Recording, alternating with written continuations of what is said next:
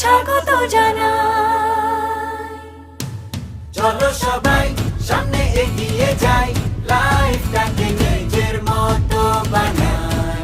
চলো সবাই সামনে এগিয়ে যাই, লাইফটাকে